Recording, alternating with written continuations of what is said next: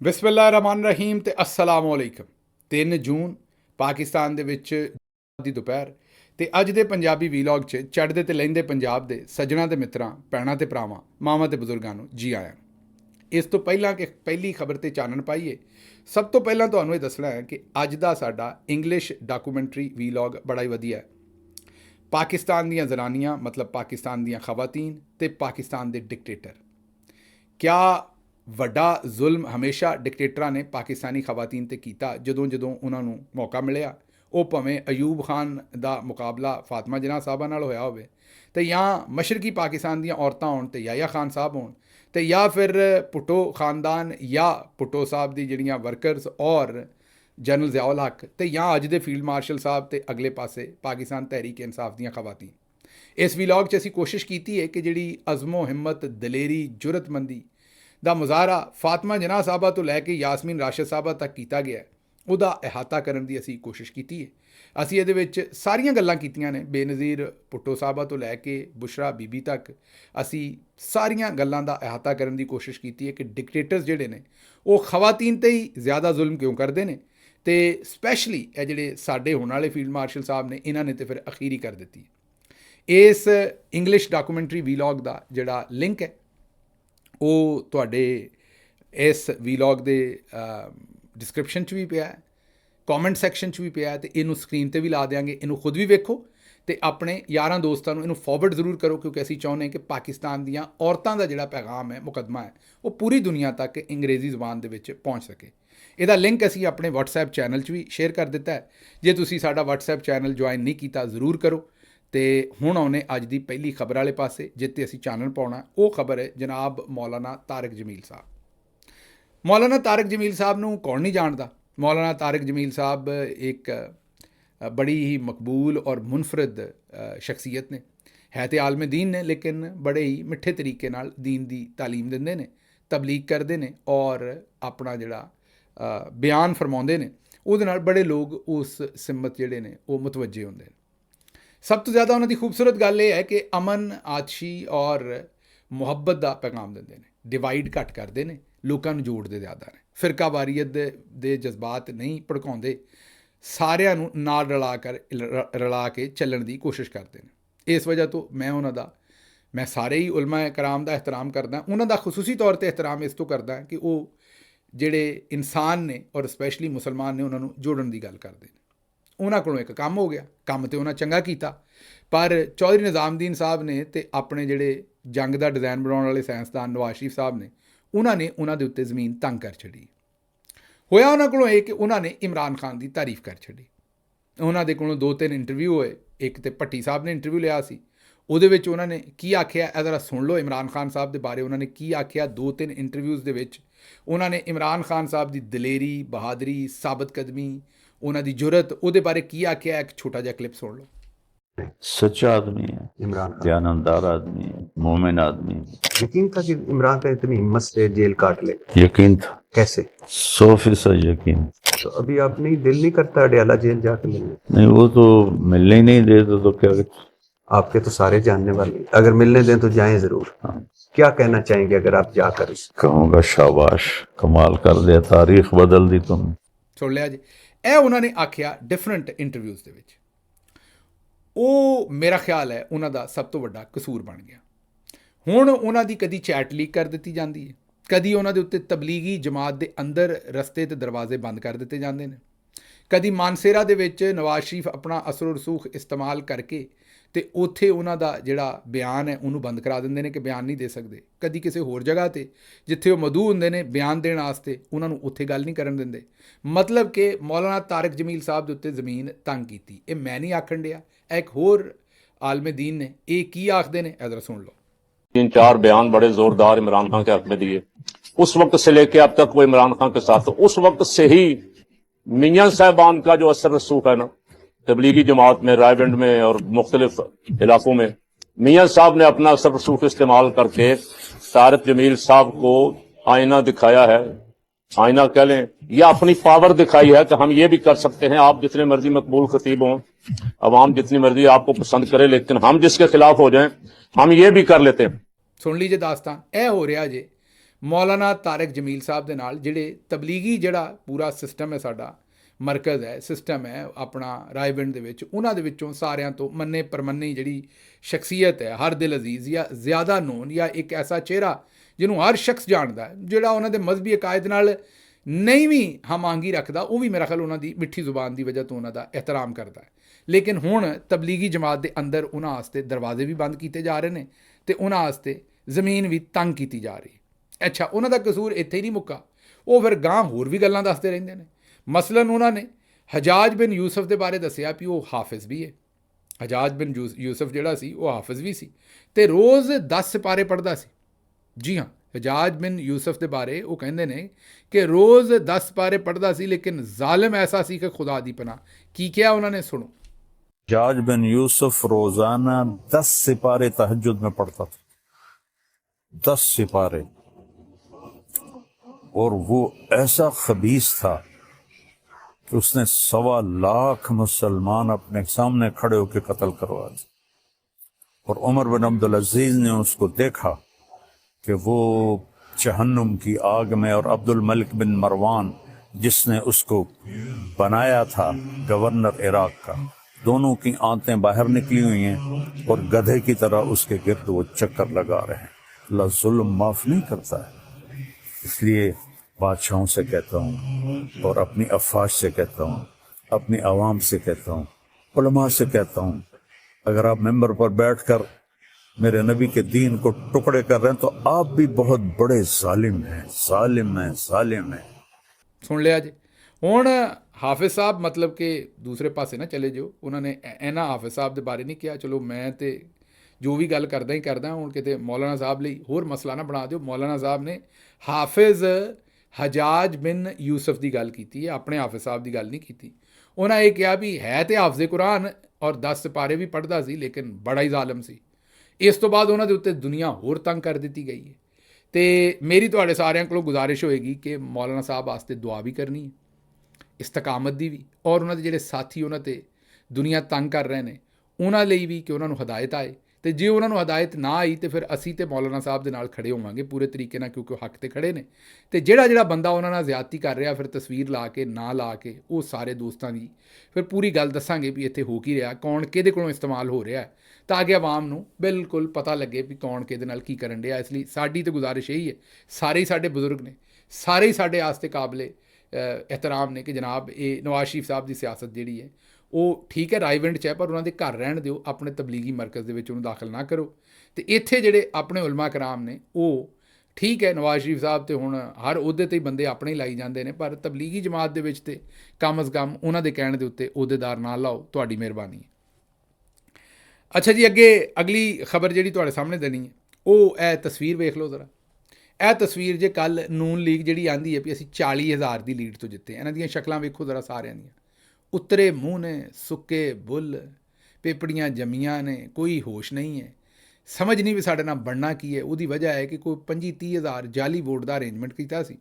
ਆਵਾਮ ਨੇ ਇੰਨਾ ਕੁ ਵੋਟ ਪਾ ਛੱਡਿਆ ਵੀ ਉਹ 25-30,000 ਦਾ ਰੌਲਾ ਜਿਹੜਾ ਰਹਿ ਕਿਤੇ ਨਹੀਂ ਗਿਆ। PTI ਫਿਰ ਵੀ ਜਿੱਤ ਰਹੀ ਸੀ। ਫਿਰ ਇਹ ਸ਼ਕਲ ਬਣੀ ਤੇ ਫਿਰ ਬਾਜੀ ਕੋਲੋਂ ਕੰਮ ਨਾ ਹੋਇਆ। ਫਿਰ ਉੱਤੇ ਵੱਡੇ ਭਾਜੀ ਨੂੰ ਆਖਿਆ ਵੀ ਜੀ ਤੁਸੀਂ ਕੁਝ ਕਰੋ। ਫਿਰ ਉਹਨਾਂ ਸੰਦੂਕੜੀਆਂ ਹੀ ਚੁਕਵਾ ਲਈਆਂ, ਉਹਨਾਂ ਨੇ ਬੰਦੇ ਹੀ ਚੁਕਵਾ ਲਏ, ਪ੍ਰਜ਼ਾਈਡਿੰਗ ਅਫਸਰ ਹੀ ਚੁਕਵਾ ਲਏ। ਬਸ ਇਹ ਇੱਕ ਵੀਡੀਓ ਵੇਖੋ। ਇਹ ਮੁੰਡਾ ਸਾਡਾ ਜਵਾਨ ਵਕੀਲ ਹੈ, ਇਹ ਮੇਰਾ ਖਿਆਲ ਤਾਰਿਕ ਗੁੱਜਰ ਸਾਹਿਬ ਦਾ ਸਾਹਿਬਜ਼ਾਦਾ ਹੈ। ਇਹਨੇ ਉੱਥੇ ਜਿਹੜਾ ਪ੍ਰਜ਼ਾਈਡਿੰਗ ਅਫਸਰ ਹੈ ਉਹਨੂੰ ਆਖਿਆ ਵੀ ਚੰਨ ਕਿੱਥੇ ਤੁਸੀਂ ਜਾ ਰਹੇ ਹੋ, ਸਾਨੂੰ ਤੁਸੀਂ ਕੋਈ ਫਾਰਮ 45 ਵੀ ਨਹੀਂ ਦਿੱਤਾ। ਉਹਨੇ ਕਿਹਾ ਮੇਰੇ ਕੋਲ ਫਾਰਮ 45 ਹੈ ਹੀ ਨਹੀਂ। ਪਹਿਲਾਂ ਪੁਲਿਸ ਵਾਲੇ ਆ ਗਏ, ਉਹਨਾਂ ਕਿਹਾ ਡੱਕਦੇ ਕਿਉਂ, ਜਾਣਦੇ ਹੋ ਇਹਨਾਂ ਨੂੰ। ਉਹਨਾਂ ਕਿਹਾ ਜੀ ਫਾਰਮ 45 ਚਾਹੀਦਾ। ਉੱਥੇ ਜ਼ਰਾ ਆਕੜ ਮੱਸ ਪਿਆ। ਖੈਰ ਉਹਨੇ ਫਿਰ ਫਾਰਮ 45 ਕੋਰੇ ਕਾਗਜ਼ 'ਤੇ ਹੀ ਦੇ ਦਿੱਤਾ, ਫਾਰਮ 'ਤੇ ਨਾ ਦਿੱਤਾ। ਕੱਲ੍ਹ ਨੂੰ ਅਦਾਲਤਾਂ ਨੇ ਨਹੀਂ ਮੰਨਣਾ ਉਹਨੂੰ। ਇਸ ਤਰੀਕੇ ਨਾਲ ਵੋਟ ਚੋਰੀ ਕੀਤੇ ਨੇ, ਲੈ ਗਏ ਨੇ, ਦਗੜ ਮਗੜ ਕੀਤਾ। ਅਤੇ ਇਹ ਸ਼ਕਲਾਂ ਸੀ। ਅਤੇ ਹੁਣ ਦੱਸੋ ਵੀ ਇਹ ਮੂੰਹ 'ਤੇ ਇਹ ਮਸੂਰ ਦੀ ਦਾਲ, ਇਹਨਾਂ ਸ਼ਕਲਾਂ ਦੇ ਉੱਤੇ 40,000 ਦੀ ਲੀਡ ਕਿਤੇ ਨਜ਼ਰ ਆਉਂਦੀ ਤੁਹਾਨੂੰ? ਲੀਡ ਤੇ 5,000 ਵੋਟ ਦੀ ਛੱਡ ਕੇ, 500 ਵੋਟ ਦੀ ਛੱਡ ਕੇ 5 ਵੋਟਾਂ ਦੀ ਵੀ ਹੋਵੇ ਨਾ, ਤੇ ਬੰਦਾ ਪੂਰਾ ਕਾਇਮ ਬੈਠਾ ਹੁੰਦਾ।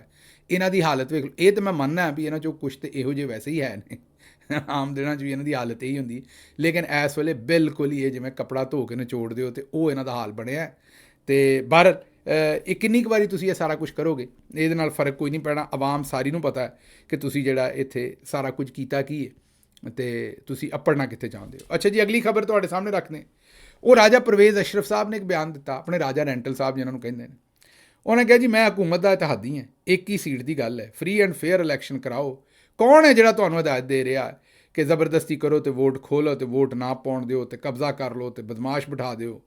ਇਹ ਤਜਾਵੀਜ਼ ਤੁਹਾਨੂੰ ਕੌਣ ਦੇ ਰਿਹਾ ਹੈ? ਜਿਹੜਾ ਵੀ ਦੇ ਰਿਹਾ ਉਹ ਜਮਹੂਰੀਅਤ ਦਾ ਦੋਸਤ ਨਹੀਂ। ਇੱਥੇ ਮੇਰਾ ਖਿਆਲ ਸ਼ਾਇਰ ਹਾਫਿਜ਼ ਸਾਹਿਬ ਵੱਲ ਇਸ਼ਾਰਾ ਕਰਨ ਦੀ ਕੋਸ਼ਿਸ਼ ਕਰ ਰਹੇ ਨੇ, ਲੇਕਿਨ ਸ਼ਾਇਰ ਜਿਹੜੇ ਨੇ ਉਹ ਕਿਉਂਕਿ ਤੁਹਾਨੂੰ ਪਤਾ ਹੈ ਵੀ ਬਿਜਲੀ ਘਰਾਂ ਨੂੰ ਰੈਂਟ 'ਤੇ ਲੈਂਦੇ ਦਿੰਦੇ ਰਹੇ ਨੇ, ਉਹਨਾਂ ਨੂੰ ਪਤਾ ਹੈ ਵੀ ਇਸ ਤਾਰ ਦੇ ਵਿੱਚ ਵੋਲਟੇਜ ਜ਼ਿਆਦਾ ਹੈ ਤੇ ਮੈਨੂੰ ਪੈ ਜਾਣਾ ਕਰੰਟ। ਹਾਫਿਜ਼ ਸਾਹਿਬ ਨੇ ਮਾਰਨਾ ਹੈ ਕਰੰਟ।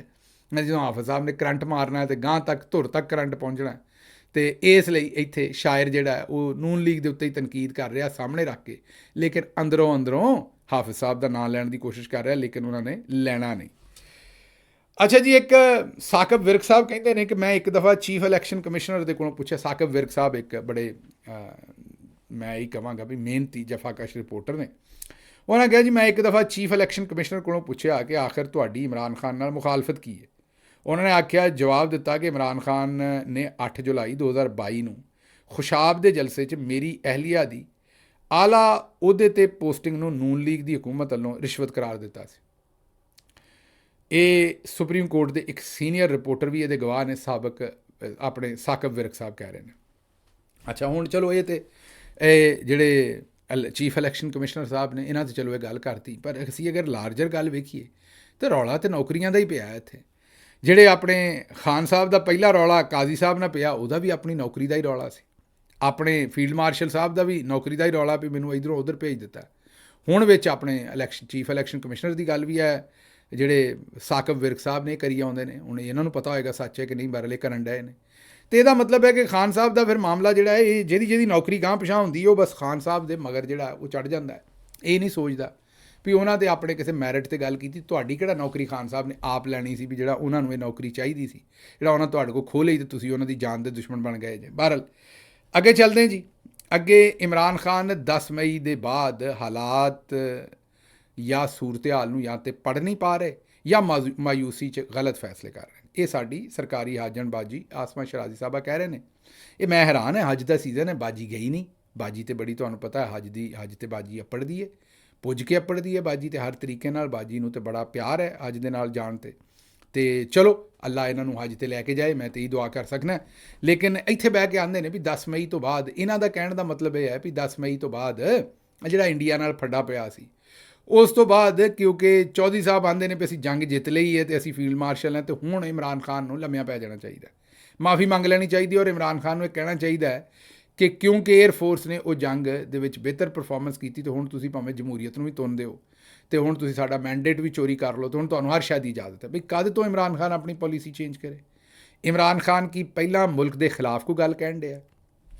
ਪਹਿਲੇ ਦਿਨ ਤੋਂ ਇਮਰਾਨ ਖਾਨ ਜਮਹੂਰੀਅਤ ਮੰਗਦਾ, ਆਇਨ ਮੰਗਦਾ, ਆਪਣਾ ਮੈਂਡੇਟ ਮੰਗਦਾ, ਔਰ ਆਇਨ ਦੇ ਤਹਿਤ ਜਿਹੜੀ ਪਾਕਿਸਤਾਨ ਦੇ ਆਵਾਮ ਨੂੰ ਇੱਜ਼ਤ ਔਰ ਇਹਤਰਾਮ ਹੈ ਉਹ ਮੰਗਦਾ।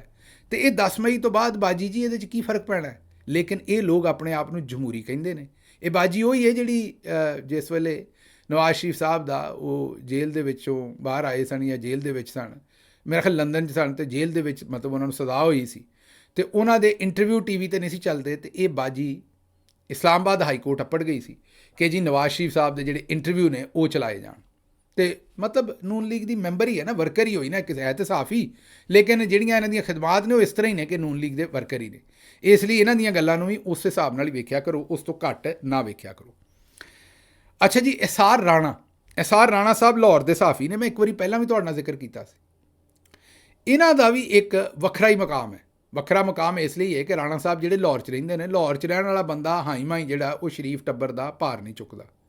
ਉਹ ਸਾਡਾ ਲੌਂਡਾ ਲਪਾੜਾ ਹੋਵੇ, ਕੋਈ ਵੀ ਹੋਵੇ, ਉਹ ਝੋਲ ਮਾਰ ਜਾਂਦਾ ਉੱਧਰ। ਉਹ ਉਹਨਾਂ ਦੇ ਘਰ ਦੀ, ਮੇਰਾ ਮਤਲਬ ਹੈ ਕਿ ਇੱਕ ਬਾਂਦੀ ਬਣ ਕੇ ਉੱਥੇ ਸਾਫਤ ਕਰਦਾ। ਸਾਰੇ ਨਹੀਂ, ਚੰਗੇ ਸਾਫੀ ਹੈ ਨੇ ਲਾਹੌਰ 'ਚ ਹੋਰ ਵੀ, ਪਰ ਬਹੁਤ ਘੱਟ, ਟਾਵੇਂ ਬਹੁਤਿਆਂ ਨੂੰ ਟੀਕਾ ਲਾਹੌਰ ਦੇ ਵਿੱਚ ਉਹ ਲਾ ਹੀ ਦਿੰਦੇ ਨੇ ਜਿਹੜੇ ਸ਼ਰੀਫ ਟੱਬਰ। ਐਸਾਰ ਰਾਣਾ ਸਾਹਿਬ ਦੀ ਖੂਬਸੂਰਤ ਗੱਲ ਇਹ ਹੈ ਵੀ ਇਹਨਾਂ ਟੀਕਾ ਨਹੀਂ ਲਵਾਇਆ ਅਤੇ ਲਿਫਾਫਾ ਵੀ ਨਹੀਂ ਫੜਿਆ। ਇਹਨਾਂ ਦੇ ਘਰ ਜਾਓ ਤੁਹਾਨੂੰ ਅੰਦਾਜ਼ਾ ਹੋ ਜਾਂਦਾ ਬਹਿ ਖਲੋ ਕੇ ਵੀ ਐਸਾਰ ਰਾਣਾ ਸਾਹਿਬ ਨੇ ਆਪਣਾ ਜ਼ਮੀਰ ਕਦੇ ਨਹੀਂ ਵੇਚਿਆ। ਬੜੀਆਂ ਠੁਕਵੀਆਂ ਗੱਲਾਂ ਕਰਦੇ ਨੇ, ਠੁਕਵਾਂ ਤਜਜ਼ੀਆ ਕਰਦੇ ਨੇ, ਸੁਣਿਆ ਕਰੋ ਇਹਨਾਂ ਨੂੰ, ਔਰ ਇਹਨਾਂ ਦੀ ਸਤਾਇਸ਼ ਵੀ ਕਰਿਆ ਕਰੋ। ਬੜਾ ਦਬੰਗ ਕਿਸਮ ਦਾ ਐਸਾਰ ਰਾਣਾ ਸਾਹਿਬ ਜਿਹੜੇ ਨੇ ਉਹ ਤਜਜ਼ੀਆ ਕਰਦੇ ਨੇ। ਉਹਨਾਂ ਆਖਿਆ ਵੀ ਇਮਰਾਨ ਖਾਨ 100 ਸਾਲ ਵੀ ਜੇਲ੍ਹ 'ਚ ਰਹਿ ਲਏਗਾ ਜਦੋਂ ਤੱਕ ਉਹਦੀ ਜ਼ਿੰਦਗੀ ਹੈ, ਮਗਰ ਆਪਣੀ ਇੱਜ਼ਤ ਨਫਸ 'ਤੇ ਸੌਦਾ ਨਹੀਂ ਕਰੇਗਾ। ਉਹਨਾਂ ਕਿਹਾ 2 ਸਾਲ ਦੇ ਵਿੱਚ ਉਹਨੇ ਸਾਬਤ ਕਰ ਦਿੱਤਾ ਕਿ ਡੀਲ ਨਹੀਂ ਕਰੇਗਾ। ਜਿਸ ਤਰ੍ਹਾਂ 3 ਸਾਲ ਖਾਮੋਸ਼ ਰਹਿਣ ਦੀ ਆਫਰ ਦਿੱਤੀ ਗਈ ਸੀ, ਕਿਸੇ ਹੋਰ ਨੂੰ ਦਿੱਤੀ ਜਾਂਦੀ ਤਾਂ ਉਹਨੇ 10 ਸਾਲ ਲਿਖ ਕੇ ਨਿਕਲ ਜਾਣਾ ਸੀ ਬਾਹਰ। ਉਹਨਾਂ ਕਿਹਾ ਇਹ ਪਹਿਲੀ ਵਾਰੀ ਨਹੀਂ, ਪਾਕਿਸਤਾਨ 'ਚ ਕਈ ਇੱਦਾਂ ਕਰਕੇ ਵੀ ਗਏ ਨੇ। ਇਸ਼ਾਰਾ ਉਹਨਾਂ ਦਾ ਆਪਣੇ ਜੰਗ ਦਾ ਡਿਜ਼ਾਈਨ ਬਣਾਉਣ ਵਾਲੇ ਜਿਹੜੇ ਮਾਹਿਰ ਨੇ ਨਵਾਜ਼ ਸ਼ਰੀਫ ਸਾਹਿਬ, ਉਹਨਾਂ ਦੇ ਨਾਲ ਹੈ। ਅੱਛਾ, ਇਹ ਰਾਣਾ ਸਾਹਿਬ ਨੇ ਤਾਂ ਗੱਲ ਬਿਲਕੁਲ ਠੀਕ ਕੀਤੀ, ਅਸੀਂ ਉਹਨਾਂ ਦੀ ਸਤਾਇਸ਼ ਵੀ ਕਰਦੇ ਹਾਂ ਸੱਚ ਬੋਲਣ 'ਤੇ, ਪਰ ਅੱਗੋਂ ਇੱਕ ਰੌਲਾ ਬਣ ਗਿਆ ਇਸ ਗੱਲ ਤੋਂ ਬਾਅਦ। ਇਹ ਰਾਣਾ ਸਾਹਿਬ ਨੂੰ ਵੀ ਨਹੀਂ ਪਤਾ ਹੋਣਾ। ਅੱਗੋਂ ਰੌਲਾ ਇਹ ਬਣ ਗਿਆ ਵੀ ਰੂਸ ਵਾਲੇ ਨਵਾਜ਼ ਸ਼ਰੀਫ ਸਾਹਿਬ ਨੂੰ ਲੱਭਦੇ ਫਿਰਦੇ ਨੇ, ਅਤੇ ਉਹਨਾਂ ਚੁੱਕ ਕੇ ਲੈ ਜਾਣਾ ਸੀ ਪਾਕਿਸਤਾਨ ਤੋਂ। ਇਸ ਵਜ੍ਹਾ ਤੋਂ ਨਵਾਜ਼ ਸ਼ਰੀਫ ਸਾਹਿਬ ਭੱਜ ਕੇ UK ਗਏ ਨੇ, ਕਿਉਂਕਿ ਉੱਥੇ ਮਹਿਫੂਜ਼ ਰਹਿਣਗੇ। ਹੁਣ ਤੁਸੀਂ ਪੁੱਛੋਗੇ ਵੀ ਉਹ ਕਿਉਂ? ਉਹ ਇਸ ਤੋਂ ਕਿ ਯੂਕਰੇਨ ਵਾਲਿਆਂ ਨੇ ਰੂਸ ਦੇ ਉੱਤੇ ਕੀਤਾ ਹਮਲਾ ਅਤੇ ਉਹਨਾਂ ਦੀ ਤਬਾਹੀ ਕੀਤੀ। ਤੁਹਾਨੂੰ ਪਤਾ ਹੀ ਕਿ ਜਿਹੜਾ ਸਾਡੇ ਇੱਥੇ ਪੱਡਾ ਪਿਆ ਸੀ ਮਈ ਦੇ ਵਿੱਚ, ਉਹਦਾ ਨੂਨ ਲੀਗ ਵਾਲੇ ਆਂਦੇ ਨੇ ਵੀ ਜੰਗ ਦਾ ਸਾਰਾ ਡਿਜ਼ਾਈਨ ਹੀ ਮੀਆਂ ਸਾਹਿਬ ਨੇ ਬਣਾਇਆ ਸੀ। ਹੁਣ ਰੂਸ ਵਾਲੇ ਲੱਭਦੇ ਫਿਰਦੇ ਨੇ ਕਿ ਅਸੀਂ ਯੂਕਰੇਨ 'ਤੇ ਹਮਲਾ ਕਰਨਾ, ਸਾਨੂੰ ਡਿਜ਼ਾਈਨ ਬਣਾ ਕੇ ਦੇ ਪਾਈ। ਹੁਣ ਇਹਨਾਂ ਨੂੰ ਖਤਰਾ ਸੀ ਵੀ ਕਿਤੇ ਇਹ ਆਰਕੀਟੈਕਟ ਲੈ ਨਾ ਜਾਣ ਜੰਗ ਵਾਲਾ, ਅਤੇ ਉਹਨਾਂ ਨੇ ਉੱਥੇ ਹੁਣ ਜਾ ਕੇ ਮੀਆਂ ਸਾਹਿਬ ਨੂੰ ਭਰਤੀ ਕਰਾਇਆ ਲੰਦਨ। ਅਤੇ ਉੱਥੇ ਹੁਣ ਮੀਆਂ ਸਾਹਿਬ ਰੰਗੀਲੇ ਵਾਲੀਆਂ ਰੰਗੀਨ ਜਿਹੜੀਆਂ ਐਨਕਾਂ ਲਾ ਕੇ ਫਿਰਦੇ ਨੇ, ਅਤੇ ਉਂਗਲ ਇੰਝ ਕਰਕੇ ਬਿਆਨ ਦਿੰਦੇ ਨੇ। ਐਡੀ ਜ਼ੋਰ ਨਾਲ ਉਂਗਲ ਅਕੜਾਉਂਦੇ ਨੇ ਵੀ ਭਾਵੇਂ ਉਂਗਲ ਨੂੰ ਕੜਲ ਪੈ ਜਾਏ। ਮੈਨੂੰ ਲੱਗਦਾ ਨਾਲ ਬੰਦਾ ਰੱਖਦੇ ਹੋਣੇ ਨੇ ਜਿਹੜੇ ਬਾਅਦ ਦੇ ਵਿੱਚ ਉਂਗਲ ਨੂੰ ਇੰਝ ਕਰਦਾ, ਕਿਉਂਕਿ ਐਡੀ ਜ਼ੋਰ ਨਾਲ ਇੰਝ ਉਂਗਲਾਂ ਚਲਾਉਂਦੇ ਨੇ ਗੱਲ ਕਰਦੇ ਹੋਏ ਕਿ ਮੈਨੂੰ ਫਿਕਰ ਹੁੰਦਾ ਵੀ ਇੱਥੋਂ ਦਰਮਿਆਨ 'ਚੋਂ ਪਾਟਣਾ ਜਾਂ ਉਂਗਲ ਜਿੱਡੀ ਕੱਸੀ ਹੁੰਦੀ ਉਂਗਲ। ਇਸ ਉਮਰੇ ਤੁਹਾਨੂੰ ਪਤਾ ਵੀ ਐਡੀ ਕੱਸ ਨਹੀਂ ਪਾਉਣੀ ਚਾਹੀਦੀ ਮੀਆਂ ਸਾਹਿਬ। ਮੈਨੂੰ ਨਹੀਂ ਪਤਾ ਵੀ ਹੁਣ ਤੁਸੀਂ ਕੋਈ ਮੇਰਾ ਮਤਲਬ ਬਲੱਡ ਪ੍ਰੈਸ਼ਰ ਦੀ ਗੋਲੀ ਖਾਂਦੇ ਹੋ ਕੀ ਬਾਹਰ, ਲੇਕਿਨ ਇਹ ਉਂਗਲ ਨੂੰ ਐਡੀ ਕੱਸ ਪਾ ਕੇ ਗੱਲਾਂ ਕਰਦੇ ਹੋ, ਐਡੀ ਕੱਸ ਨਹੀਂ, ਐਡੀ ਨਹੀਂ, ਐਡਾ ਨਹੀਂ ਇਸ ਮਾਮਲੇ ਦੇ ਵਿੱਚ ਜਿਹੜਾ ਨਾ ਐਡਾ ਸੀਰੀਅਸ ਨਹੀਂ ਲੈਣਾ। ਠੀਕ ਹੈ, ਜੰਗ ਦਾ ਤੁਸੀਂ ਡਿਜ਼ਾਈਨ ਬਣਾਇਆ, ਲੇਕਿਨ ਐਡਾ ਨਹੀਂ ਅਕੜਾ ਲੈਣਾ ਕਿ ਮਾਮਲਾਤ ਜਿਹੜੇ ਨੇ ਉਹ ਖਰਾਬ ਹੋ ਜਾਣ। ਅੱਛਾ ਜੀ, ਅਗਲੀ ਖਬਰ ਜਿਹੜੀ ਹੈ ਉਹ ਖੈਬਰ ਪਖਤੂਨਖਵਾ ਤੋਂ ਹੈ। ਮੌਲਾਨਾ ਫਜ਼ਲ ਰਹਿਮਾਨ ਸਾਹਿਬ ਨੇ ਕਿਹਾ ਵੀ ਜਦੋਂ ਤੱਕ ਸਾਡੀ ਹਕੂਮਤ ਖੈਬਰ ਪਖਤੂਨਖਵਾ 'ਚ ਨਹੀਂ ਆਉਂਦੀ, ਕਰਪਸ਼ਨ ਨਹੀਂ ਖਤਮ ਹੋ ਸਕਦੀ। ਸ਼ਾਇਰ ਕੀ ਕਹਿ ਰਿਹਾ ਇੱਥੇ? ਸ਼ਾਇਰ ਕਹਿ ਰਿਹਾ ਹੈ ਕਿ ਸਾਨੂੰ ਵੀ ਯਾ ਸ਼ੇਖ ਇੱਧਰ ਵੇਖ, ਸਾਨੂੰ ਵੀ ਖੈਬਰ ਪਖਤੂਨਖਵਾ ਹਕੂਮਤ ਦੇ ਵਿੱਚ ਕੋਈ ਹਿੱਸਾ ਦਿਓ। ਇਹੀ ਕਹਿ ਸਕਦੇ ਸੀ। ਇੱਥੇ ਹੁਣ ਤਜਜ਼ੀਆ ਹੋਰ ਕੋਈ ਬਣਦਾ ਨਹੀਂ, ਇੰਨਾ ਹੀ ਤਜਜ਼ੀਆ ਕਰ ਸਕਦੇ। ਬਹਰਹਾਲ ਜਿਹੜੇ ਆਪਣਾ ਮੌਲਾਨਾ ਸਾਹਿਬ ਨੇ ਉਹਨਾਂ ਦੀ ਹਜੇ ਤੱਕ ਤੇ ਸੁਣੀ ਨਹੀਂ ਗਈ, ਵੇਖਦੇ ਆਉਣ ਵਾਲੇ ਵਕਤ ਦੇ ਵਿੱਚ ਕੀ ਕਰਦੇ ਨੇ। ਉਹ ਸੁਣੀ ਇਸ ਤੋਂ ਨਹੀਂ ਗਈ ਕਿ ਉੱਥੇ ਜ਼ਾਹਿਰ ਹੈ ਜਿਹੜੇ ਖੈਬਰ ਪਖਤੂਨਖਵਾ ਦੀ ਆਵਾਮ ਹੈ ਉਹ ਬੜੀ ਸਿਆਣੀ ਹੈ, ਅਤੇ ਉਹ ਇਹਨਾਂ ਨੂੰ ਲਾਗੇ ਲੱਗਣ ਦੀ ਮਤਲਬ ਕਿ ਲਾਗੇ ਨਹੀਂ ਲੱਗਣ ਦੇ ਰਹੇ। ਅੱਛਾ ਜੀ, ਅਗਲੀ ਖਬਰ ਜਿਹੜੀ ਤੁਹਾਡੇ ਸਾਹਮਣੇ ਰੱਖਣੀ ਹੈ ਉਹ ਖਬਰ ਇਹ ਹੈ ਕਿ ਨੂਨ ਲੀਗ ਦਾ ਜਿਹੜਾ ਵੋਟਰ ਸੀ, ਉਹ ਅਲੀਨਾ ਸ਼ਿਗਰੀ ਸਾਹਿਬਾ ਨੇ ਕਿਹਾ ਵੀ ਨੂਨ ਲੀਗ ਦਾ ਵੋਟਰ ਬਾਹਰ ਨਜ਼ਰ ਨਹੀਂ ਆਇਆ, ਲੇਕਿਨ ਵੋਟ ਸਾਰੇ ਇਹਨਾਂ ਦੇ ਨਿਕਲ ਆਏ। ਇੱਕ ਪਾਸੇ ਹਕੂਮਤ ਦਾਅਵੇ ਕਰ ਰਹੀ ਹੈ ਕਿ ਉਹਨਾਂ ਦੀ ਮਕਬੂਲੀਅਤ ਆਵਾਮ 'ਚ ਪਜ਼ੀਰਾਈ ਵੱਧ ਗਈ ਹੈ, ਦੂਸਰੀ ਤਰਫ ਕੰਟੇਨਰ ਲਾ ਕੇ ਰਾਹ ਹੀ ਬੰਦ ਕਰ ਦਿੱਤੇ ਨੇ, ਪੋਲਿੰਗ ਏਜੰਟ ਬਾਹਰ ਕੱਢ ਦਿੱਤੇ ਨੇ, ਮੀਡੀਆ ਦੇ ਵਿੱਚ ਵੀ ਆਪਣੀ ਕ੍ਰੈਡੀਬਿਲਿਟੀ ਇਹ ਖੋ ਚੁੱਕੇ ਨੇ, ਮੀਡੀਆ ਵੀ ਆਪਣੀ ਕ੍ਰੈਡੀਬਿਲਿਟੀ ਖੋ ਗਿਆ। ਇਹ ਜਿੱਤ ਪੁਲਿਸ ਦੀ ਅਤੇ ਇਲੈਕਸ਼ਨ ਕਮਿਸ਼ਨ ਦੀ ਹੋਣੀ ਚਾਹੀਦੀ ਹੈ, ਨੂਨ ਲੀਗ ਦੀ ਜਿੱਤ ਕੋਈ ਨਹੀਂ ਹੈ। ਇਹ ਅਲੀਨਾ ਸ਼ਿਗਰੀ ਸਾਹਿਬਾ ਨੇ ਇਹ ਤਬਸਰਾ ਕੀਤਾ। ਅੱਛਾ ਜੀ, ਖਬਰਾਂ ਹੋਰ ਵੀ ਨੇ, ਲੇਕਿਨ ਮੈਂ ਇੱਥੋਂ ਤੁਹਾਡੇ ਕੋਲੋਂ ਲੈਣੀ ਹੈ ਇਜਾਜ਼ਤ, ਅਤੇ ਮੈਨੂੰ ਦਿਓ ਇਜਾਜ਼ਤ। ਰੱਬ ਰਾਖਾ।